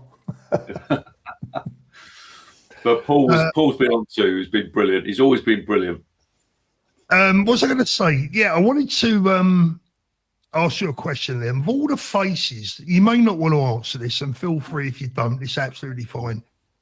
Of all the people you've met in your career and in your life, who would you say has been,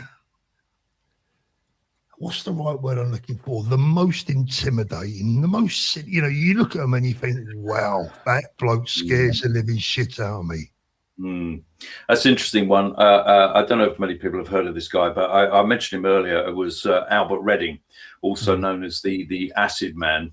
Yeah. And we met him. We were doing this documentary called about Mad Frank Fraser, and Albert Redding hated Mad Frank, and I made the mistake of actually when I first made the documentary, you're supposed to in a way just do it all complimentary about the lead person, but I thought at the time, being sort of young and a bit stupid, I thought, well, we need some other people on the other side that may not like Frank. And so Albert Redding just laid into him, but he had the firmest handshake that I have ever had in my life. I mean, he'd crush your hand. He told me the story about the fact because he ran various bars in North London, and he'd keep various things of acid behind the counter. And so if there was any trouble, he would come out and he'd be throwing acid on people. And he said one day, he said he had this guy in the bar and he was causing trouble. So he said he went behind the counter and picked up, he thought, oh, yeah, I'll go for this particular thing of acid. He threw it all over the guy, and the guy was burning up and stuff like that. And he said, the most awful thing about it was my shoes. He said, I damaged my shoes. And he said, I've just bought these shoes in Harrods or something. So, I'm not laughing about what happened to the poor bloke or anything like that.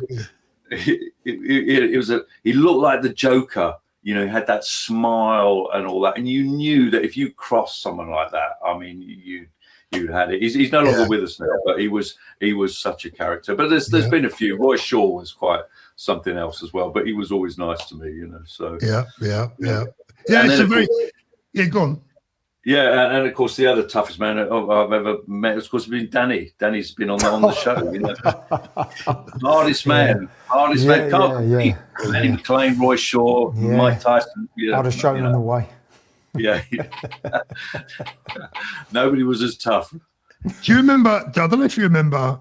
You may be familiar with him.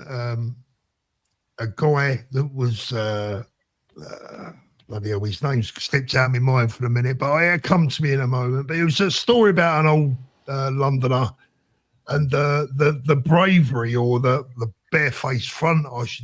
It's Alex Steen. Do you remember Alex Steen? Oh yeah. He was a boxing promoter. Yeah. I went to a boxing. You'll call Bethnal Green, right? And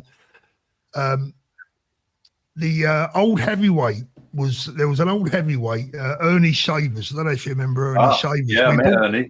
Yeah, we bought Ernie Shavers over back in the 80s from America. Yeah. And Ernie Shavers was probably, I don't know, what was he, 6'5", 18 stone, something like that. Big lump of a man, right? And he was sitting in Alex Steen's seat at York Hall, Bethnal Green. Yeah. And Alex Steen just walked up to him, tapped him on the shoulder and went, "Oi, that's my chair, out." You just don't do that, do you, to someone like Ernie Shavers, you know. Hardest hitting heavyweight ever. Without doubt. Yeah. Oi, that's my seat, out. I bet he moved and all. He did. Yeah.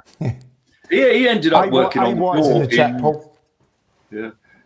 He ended up working on the door up in Liverpool, I think, Ernie Shavers at one point. He did. Yeah. Didn't he end up in Las Vegas? Yeah. Didn't he? I know that the Piles brought him down for there was a pub in South London run by a guy called Charlie Breaker, and he used to have do's down in this pub, and they took Ernie Shavers down to the pub, just Joe Pyle and Ernie Shavers, and about 20-30 people in there, and fascinating man. So he did keep in contact with Alex Steen, because Alex Steen worked with Joe Pyle, didn't he? Yeah, absolutely. Great man. I loved Ernie Shavers. I tell you the story how Ernie Shavers got to work in clubs in Liverpool. When I bought him, I bought Ernie Shavers over myself back in, I think it was about 87, 88, and he got very friendly with a Liverpool-based fighter called Kenny Rainford. Right. And Kenny Rainford was, I think Kenny was a pro. Yeah, Kenny was a pro, Liverpool lad. And he got very friendly with Ernie, and that's how he ended up working indoors. He's gone from fighting Muhammad Ali to working the doors in Liverpool. And I think he probably found Muhammad Ali easier than working in the doors in Liverpool, to be honest with you. I met him. There was do you remember Charlie Magri? Yeah, cool. Yeah. Charlie Magri and John H. Tracy, they had a Muhammad Ali night down in London, and Ernie Shavers was there, Ernie Terrell from back in the day, Leon Spinks was there. So that was a fantastic night. I mean, Leon Spinks was sort of fairly gone at that stage, but that, it was again a great pleasure for me to film all of those people. Speaking to Ernie Terrell, it's like a bit, a bit of history, absolutely fantastic. I think Charlie Magri's got some big event coming up because I think he's suffering from Alzheimer's or something. Right. Charlie is. Yeah. I think it's something like that, and I know there's some kind of event. I think Frank Bruno's going. He's doing the Q&A. Okay. Well, Frank's doing the Q&A. Yes. Yeah. On the night. So we wish them luck with that. Absolutely. Yeah. Is John someone you ever come across? John McDonald. John McDonald. Is he someone you come across? No. He does the darts now. Right. He's the commentator on the darts. Yes. That's right. And he used to be an MC. He did a lot of MCing. I think he did a lot of MCing for Frank Warren, I think. Yeah. But John's an old friend of mine going back, into the mid 80s. John introduced me. He's an ex-serviceman, John. Yeah. Are you a darts man? Are you a darts genius? Are you any good? A darts genius? Yeah. No, well, I used to play a bit, but I mean, it's the only sport I can play, Liam. I'm only fit enough for that. About snooker? Were you a snooker man? Yeah, well, listen, mate, of course. I mean, look, South London billiard halls. Yeah. I mean, you've got to be joking, of course. Absolutely, that's what I was thinking, because I've done a lot with with Jimmy White over the years. I've done I did a DVD with Jimmy and stuff like Yeah. that. And I thought you look a bit like a snooker man to me. Do you remember Zan's in Malden? Yeah. Yes. Yeah. Do you remember Zan's in Malden? Yeah. Absolutely. That was a bit of a den, wasn't it? Back in the day. I mean, yeah. I remember a pub called I think it was called the Castle, and they used to have bands down there. It's just near Tooting. UK Subs. Yeah, was it UK Subs used to be playing in there all the time, and various bands. So I used to go in there quite a lot back in the day. That's where Posh and Bex met, weren't it? The Castle. I think that was their first date in there, so I understand. I mean, of all the South London pubs you could have mentioned, you talk about the Castle. It's like it's just about as connected as it gets. And then you get onto the St Helier estate, and you had the Rose, which was closed down, and the one that was right bang in the middle of the St Helier estate. Again, I'm going back so long, I can't bloody remember its name yet. St Helier Arms. Right, yeah, and it was the one called the Fountain. A bit further down, there was one where they had a lot of rock and roll bands. I think it was a bit further down from. Don't remember that one. The other one was the Roundabout on the Roundshaw estate. Oh yes. Yeah, absolutely. These we were in the playing, same pubs, folks. We were in the same pubs together. We probably went on nights out and we didn't realise. The only thing is, though, the amazing part about all this, Liam, is that we've done all this, and we're both still alive. Yeah, we're just still there. Oh boy! What? And then we got the youngster here. We got Danny, the youngster. Probably. Yeah. No, I'm not that much younger. Liam, I can't be much younger than you, can I? Oh, I don't know. I'm getting on a bit. I'm not going to reveal my age on no, this. I was going to say, are you similar age to Paul? Do you know? Yeah, I'll be around the same as Paul. Yeah. No, I'm quite young compared to you lot then. Yeah. You never know, Danny. To be honest with you, I mean, if I was gonna, I'm sure if we had 100 women now just deciding who was the youngest, I'm not sure that you'd come top. There you go. I'm not sure. Guys, listen, I'm really sorry I haven't been able to get around too much to the chat tonight, but it's been an amazing conversation. We're an hour and 27 minutes in. We've had over 1,600 people watching. Before we go, I'm just trying to see if there's any comment. There's been AY Audits is in the house. Paul. AY, the big man, is in the house. What a lovely man. Yeah, what a lovely man. Mate. Top man. Can I just say that I saw AY Audits on Saturday at Braintree, and this is a brave man. He's a very brave man. Proper geezer. And people should follow his channel because he's very brave. He goes in and, with no fear. A fantastic guy. Don't you think so? I'll tell you what I like about AY, and I'm not just saying this, right? I mean this from the bottom of my heart. And he knows this. I like AY, and I have a lot of respect for him for one main reason: is don't suffer, no bullshit, and he tells it as it is, right? Yeah. And he's not doing no sucking up to anyone. No. Right? He tells it as it is, and is a proper fella. And that's what I like about him. And he can drink some sangria and all. I tell you what, me and him went out when we was in Benidorm. Oh my God. Oh, I don't think I woke up for 3 days, honestly. Well, I'm hoping he's coming out for my birthday. Sorry, guys, before we go, because I think does it end in a minute or something like that? No, we've got no limits. No. Oh, I thought it packed up now. I didn't know if it packed up because I was going to give you huge praise and this, that, and the other, and saying, blah, blah, blah. But I won't. I'll leave it till the end. Jeff, thank you so much, Jeff. Really appreciate that. Red Army Man United Patriot Movement live yesterday made some good points. Yeah, I did see that actually, to be fair. Danny the YouTube celeb. Wouldn't call it that, Ian. From Ian Nicholson, our good friend Ian. I don't know what it was like up there in Geordieland today. Newcastle 1, Sunderland 2. He's probably going to be on the phone in a minute saying, how dare you mention that. Absolute carnage up there today. Oh, bloody hell. What are you saying? Your predictions, lads? Is are Spurs going down? What's going to happen? I'll leave that one for Paul. Danny's not a football man. I would say, looking at the table as things stand, I think West Ham are in big trouble. only a point difference, isn't there? Is it like a point? Yeah, I think I'm not sure now if it's a point, but I'm just looking at the fixtures left. I've got a feeling that Spurs will have another couple of wins in them. Yeah. That might just be enough this year. I don't know, but if I'm honest with you, I think West Ham might struggle. I think Forest, the win that Forest got today is probably going to be enough to carry them through.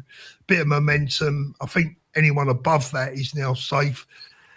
Yeah, I mean, it's a shame that the season weren't a bit younger because Liam Rosenior could have been in trouble. That would have been funny, but there you go.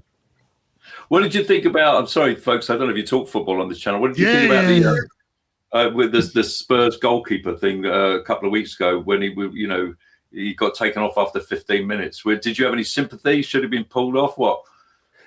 Yeah, look, I think if you're responsible for playing a goalkeeper when he perhaps shouldn't have been playing in the first place, and you owe him a debt at least to get him to half time, right? You know what I mean? But the bottom line is this, mate, is I've worked with more footballers than I've got hair on my head, and it's hard to have sympathy for any of them, right? Because they're the most entitled people that you'll ever meet in your life, right? It's like they're the total rank opposite of fighters. Mm-hmm. You couldn't get further apart as human beings, right? They are just like, footballers want someone to feed their goldfish. Because you were saying earlier in the thing about meeting all those footballers that you weren't particularly impressed. Was that right? Yeah, I mean, look, mate, some of them are very nice human beings, I'm sure. But the problem with them is, Liam, with professional footballers, from the age of about 10 or 11, when someone picks them up, inevitably by the age of 10 or 11, 12, someone has picked them up, right? Mm-hmm. And from the moment they're picked up, they never hear the word no. Mm. And all they ever get is a pat on the back. Mm-hmm. These young lads are getting pat on the back after they've come out of the toilet and had a shat, right? And the total opposite to the fighters. The boys that are boxing are getting the shat kicked out of them, right?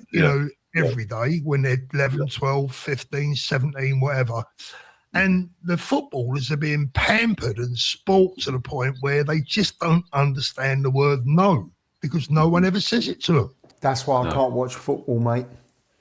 I remember seeing that geezer. The geezer, you must have seen it. You can put it on YouTube. Ear flick footballer.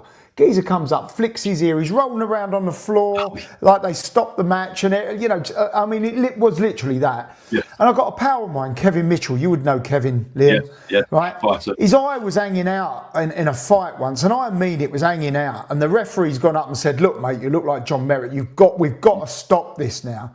And he's like, no, I can carry on, I can get him. And he wanted to, and I mean, the injury was his eye was out here.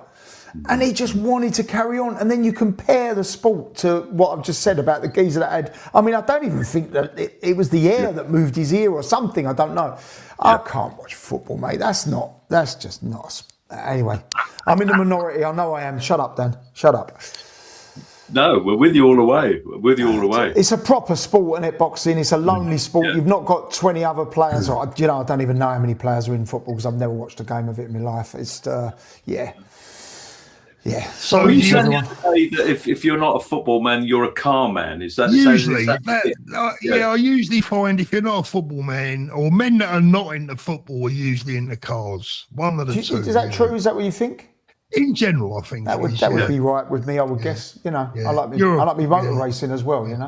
Formula One. Yeah. Ah. So I'm football and boxing. Me, I love a bit of boxing. Bit of football. Who is your team? Well, I'm afraid I might get a bit of stick for this, but Man United from back in the day, and I'm going back a long way, folks. People won't even remember back to George Best, Dennis Law, that side, fantastic, Willie Morgan, all of those players. So I've kind of supported them, although I must say I feel distance from football these days because for the same reasons that you're saying, is that I don't really relate to the players anymore. So, years ago, I'd know all the players from all the different teams, but now, I watch it, but I'm not so involved. I'd sooner probably watch a fight. But Liam, you know, I think the footballers have changed over the years. I mean, I may have relayed this story to you already when we did an interview, but I met George Best back in the day, and Yes. he was a lovely, lovely man, you know, very polite, very humble. And, you know, when he introduced himself, told me who he was, like I wouldn't know. You know, imagine George Best shaking your hand and saying, "Oh, I'm George Best," right? So, well, I know you are, George. You're like one of the most famous footballers the country's ever produced. You know what I mean? But I don't think people realise just how sort of famous he was and how charismatic. I remember watching him at Crystal Palace once, and he came over to do a throw-in just by where we were, and there was like an intake of breath. People were like, you know, I mean, people were, you know, like the women were almost fainting as he came over that way. He was such a good-looking guy. I only met him once. I only met him once in a bar. I can't remember where it was. In a bar? Are you never in a bar? Surely. No. Surprise. And it was one of the few times I've been a little bit awestruck, you know, with somebody, because normally I'm not that, you know, I don't get that way. But I kind of went over and said, "Oh, you're George Best," and muttered some sort of crap, you know. But he was perfectly charming. So wonderful player. Anybody who had the opportunity to watch him, what a great player. And he could pull a bird, couldn't he? Blimey. Oh, let's be A bit like fair. Danny, really. A bit like Danny. You know? I've got them queuing up at the door every day, mate. I don't know what to do. I'm gonna have to change the lock, I think. I mean, I keep asking these questions. I'm sorry, it's just my habit. Do you get like fan mail from women being sort of prominent on the web in live chats and things like that? I mean, do you attract that kind of correspondence? Unfortunately, no. No, all kidding. No, you don't. No, I'm past Nobody. it, mate. Past Nobody's text or email. Well, you I know. had a couple of geezers, but it's not my sort of thing, you know. So, you know, I've had a couple of fellas who I think might be a bit light on their feet, you know, come my way. But Liam, my channel's not big enough, so at the end of the day, no one knows who I am anyway, so it don't matter. I just wondered. I mean, you fight the groupies off. You know, I get into Benidorm sometimes, and you know, it's you know, if they're 30 stone plus, the wrong they're going side across of 50, on the old scooters, aren't they? You know, the little mobility scooters. I've had them chase me down Europa Avenue in their mobility scooters a couple of times, and Mind you, to be fair, I have seen you at some of these events. You know, when you used to come along to those events, and the both of you, and you get mobbed. You know, there's women who want to have photographs taken with you. Oh yeah, throwing their bras at me. No, mate, that was when I was popular, Liam. I'm out of favour at the moment. I'm more No, likely just to throwing get bricks at him. I was going to say I'm more likely to get a right hand of the way it's been going. They want the bras back now, do they?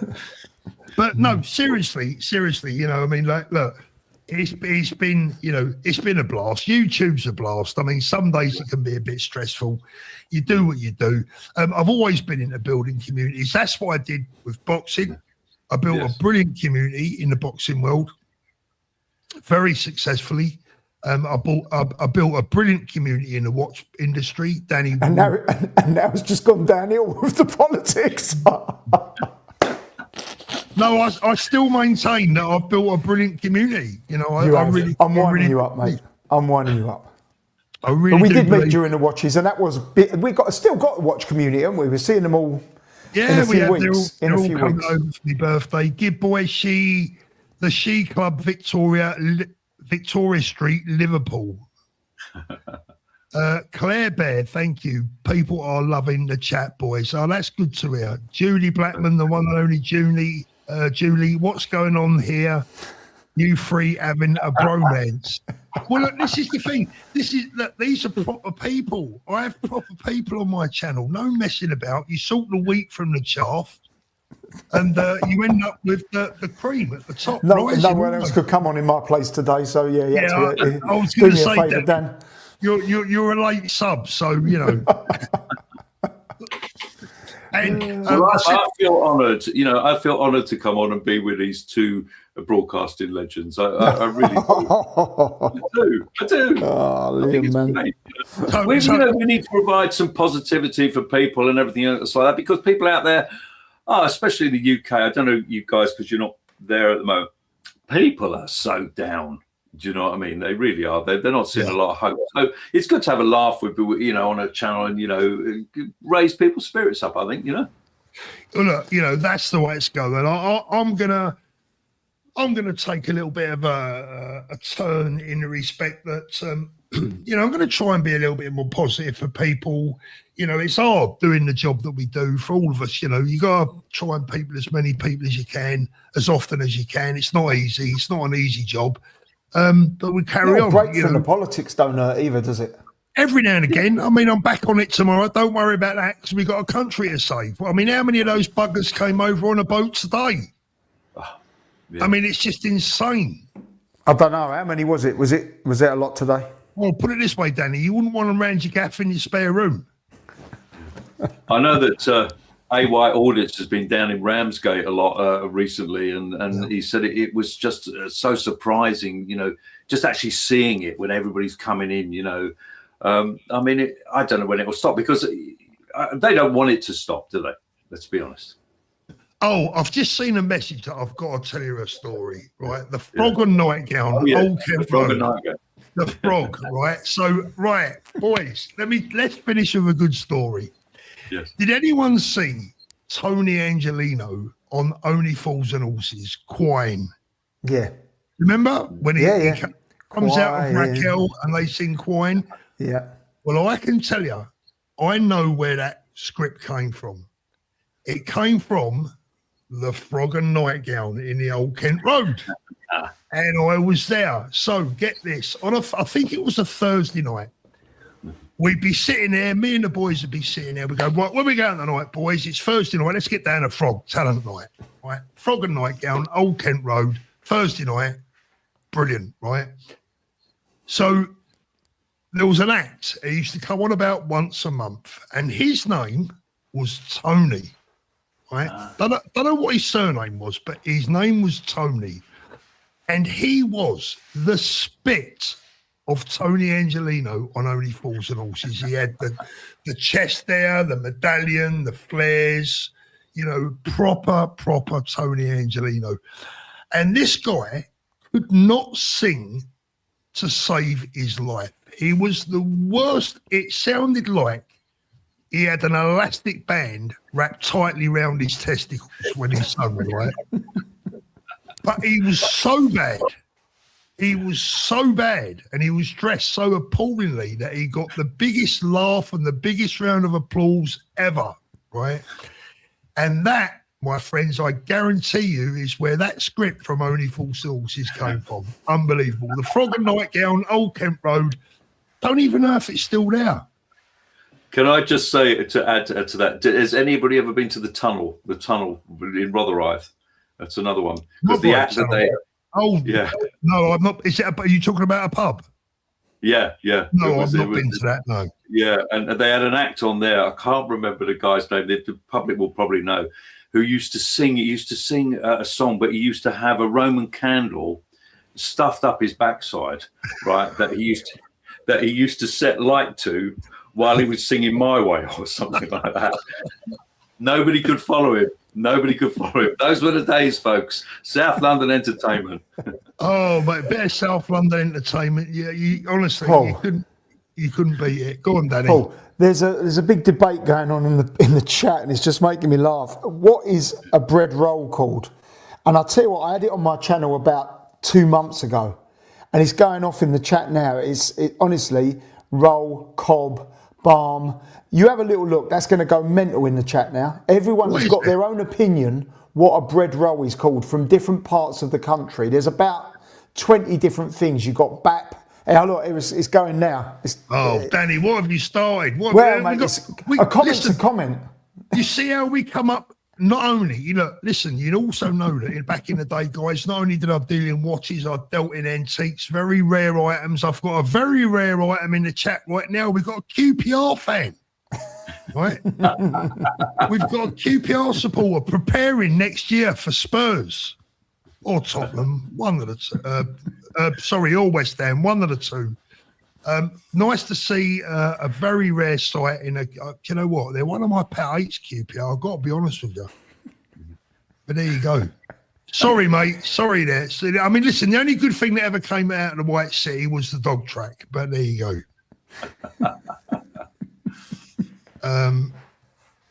It's funny. I'm just looking at all the chat stuff now, which is fantastic. I haven't had it clicked on over this site, so I'm suddenly seeing all this. I was thinking, not honestly, many people. It happened on my channel about 2 months ago, and it just went mad. And that is it now. That you could just, Paul, you could leave this on just streaming tonight. They would still be arguing what it's called by this time tomorrow night. Somebody's saying it's a muffin. Definitely a muffin, apparently. No, it's a bread roll. People call it a balm. That's what you put on your lip when it's a bit split, or a cob. It's a corn on the cob, surely, no? I'm completely lost. Right, lost. Paul, What do you mean? there's all different names depending where you are in the country for a bread roll. You know, a crusty roll where you'd have a chip butty in or whatever like that. And it's going crazy, right? And it's got about 20 different names. And someone just started it on my channel. It's Claire Bear that started it tonight, right? She's put it up there first and I started reading it. And I tell you what, it's still going crazy now. But it depends. There's a massive argument about what it's called. I'll call it a bread roll or roll. But look, it's going balm, cob, muffin, bread roll, bap. Mate, honestly. Do you know what I like, Paul? What I really like about your show is that you get to the real heart of the major issues of our time. The country. We've gone from saving the country to Tottenham potentially getting relegated to the gangsters of South London to what a bleeding bread roll is. I'll tell you what, there's more comments about the roll though, mate. Let me tell you.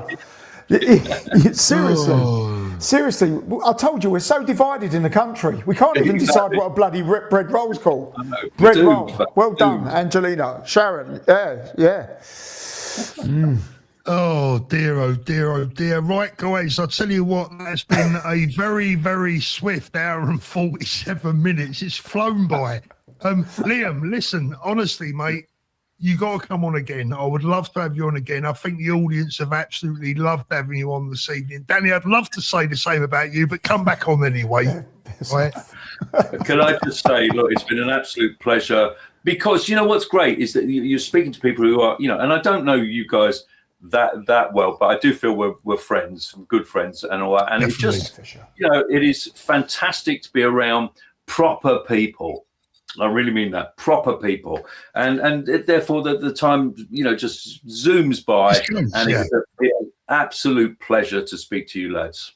And you, mate, Liam. Fantastic. I've said it since the day I met you. Proud to know you, proud to call you a friend. Thanks for coming on, mate. I really appreciate it. Danny, as always, you're always a superstar to me. One of my very best mates.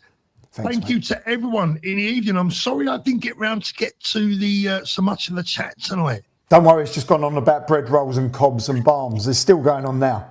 Did I read that one? Yeah, you What's did. going on? Yeah, thank you very much, Julie. Right, guys, we're going to end it there. We'll be back soon. And, you never know. Next time it might be a little bit more hot. You never know. But don't forget, subscribe to Liam Galvin. If you type in his name, you'll find his channel, Danny in Spain. Have a great week, everyone. Stay safe. And as always, the most important thing, of course, is to look after those beautiful children. We'll see you soon.